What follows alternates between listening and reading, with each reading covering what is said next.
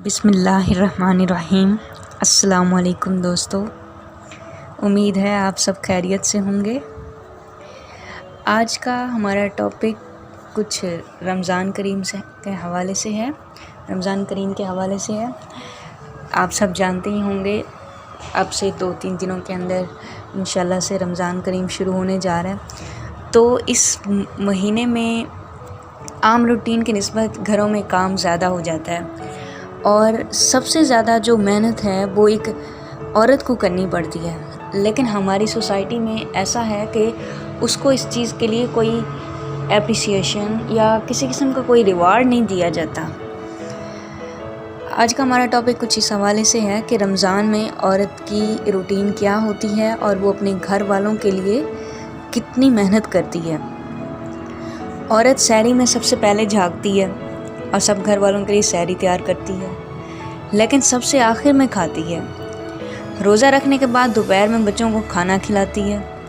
फिर 4 बजे के बाद से अफ्तारी तक अपने ख़ानदान वालों के लिए अफ्तारी तैयार करने में लग जाती है। चावल, पालक, गोश्त, चटनी वगैरह वगैरह तैयार करती है और साथ में ये डर भी रहता है कि पता नहीं कैसा पकाया होगा। सास और ससुर के लिए अलग चीज़ पकाती है और साथ में अफ्तारी से पहले शोर के गुस्से को सब्र से झेलना भी पड़ता है। अज़ान से पहले दस्तरखान लगाना, तारीफ़ तो दूर की बात, 2 रोटियां खाने के बाद एक ठंडा गिलास लस्सी मांगना और फिर कहना कि नमक कम है और ख़ास ठंडा नहीं है और अफ्तारी पूरी की पूरी कर ली जनाब ने।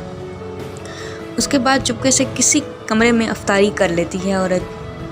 तरावी के बाद फिर से हज़रात के लिए चाय और मेवा तैयार करती है और फिर से सहरी में सबसे पहले जागती है। अगर खुदा न खास्ता ना जागी 2 बजे या सहरी लेट हुई तो सारे ख़ानदान की सारा दिन बातें सुनती है। आपसे दरख्वास्त है दोस्तों कि घर की सारी औरतें, खा वो माँ हो, बीवी हो, बेटी हो, बहन हो या कोई और रिश्ता हो, इनका लाजमी ख्याल रखना चाहिए। आखिर वो भी हमारी तरह इंसान हैं, उनके भी जज्बात हैं, वो भी थक जाती हैं। अल्लाह को मानो, अब इस जहालत से निकल आओ, ये माशरती पसमानदगी ख़त्म करो और इस तरह ही अल्लाह राज़ी होगा जब हम दूसरों के हकूक़ का ख्याल रखेंगे। उम्मीद करती हूँ दोस्तों आज आपको हमारा ये पैगाम पसंद आया होगा और ये भी उम्मीद करती हूँ कि आप इस रमज़ान में इस पैगाम को अपने घरों में फ़ॉलो करेंगे, अपने घर की औरतों के साथ अच्छा रवैया अपनाएंगे। बहुत शुक्रिया दोस्तों। अल्लाह हाफ़िज़।